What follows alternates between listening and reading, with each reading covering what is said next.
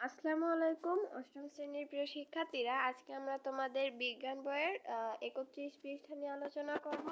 তো এখানে পাঠ ৮.৮/১০ পানি ও খনিজ লবণের পরিবহন সম্পর্কে বলা হয়েছে। তো এখানে লেখা আছে, আমরা যে উদ্ভিদমূলের মূলরোমের সাহায্যে মাটি থেকে পানি ও খনিজ লবণ শোষণ করে, অর্থাৎ উদ্ভিদ মূলরোম যেটা আছে সেটার সাহায্যে পানি ও মাটি ও খনিজ লবণ শোষণ করে। এই পানি ও খনিজ লবণের দ্রবণকে কাণ্ড এবং শাখা প্রশাখার মধ্য দিয়ে পাতায় পৌঁছানো দরকার, কারণ পাতায় প্রধানত এগুলোকে সালোক সংশ্লেষণ প্রক্রিয়ায় খাদ্য তৈরির রসদ হিসেবে ব্যবহার করে।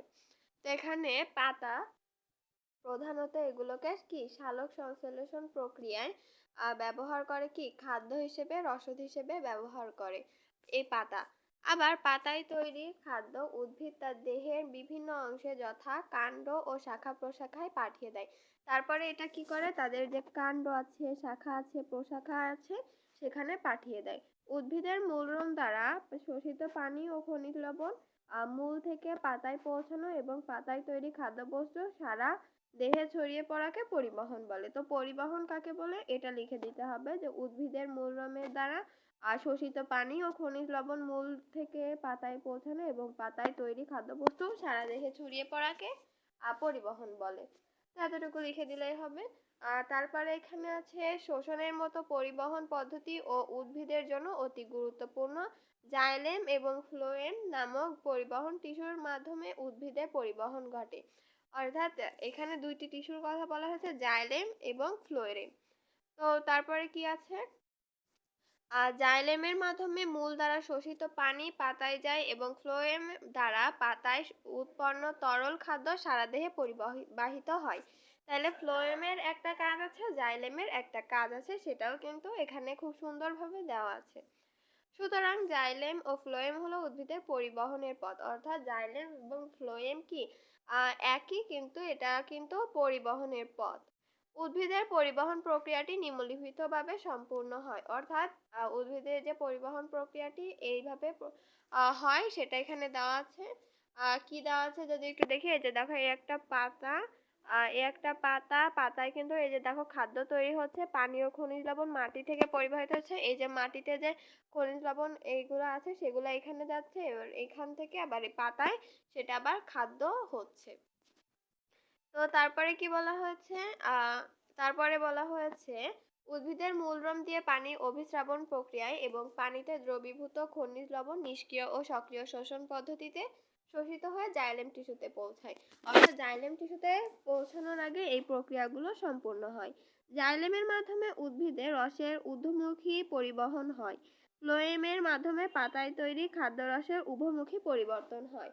তো উভমুখী পরিবর্তন হয় যে এই কারণে, উদ্ভিদের সংবহন এবং পরিবহন বলতে প্রধানত ঊর্ধ্বমুখী পরিবহন এবং নিম্নমুখী পরিবহনকে বোঝায়। অর্থাৎ এখানে উদ্ভিদের সংবহন এবং পরিবহন এই দুইটা যদি বোঝানো হয়, তাহলে প্রধানত এই দেখো ঊর্ধ্বমুখী এবং নিম্নমুখী পরিবহনকেই বোঝানো হয় বেশি। তারপরে কি বলা হয়েছে, মাটি থেকে মূলরোম দ্বারা শোষিত পানি ও খনিজ লবণের দ্রবণ রস যে জাইলেম বাহিকার মধ্য দিয়ে পাতায় পৌঁছায় তা একটি পরীক্ষার মাধ্যমে প্রমাণ করা হলো। এই যে সেই পরীক্ষাটা নিচে দেওয়া আছে। এজন্য প্রয়োজন পেপারিয়াম উদ্ভিদ ও গাছের কাণ্ড মধ্যে শিরা স্বচ্ছ। অর্থাৎ এগুলা প্রয়োজন। আর এই যে দেখো একটা পরীক্ষা দেওয়া আছে, অর্থাৎ কাজ দেওয়া আছে।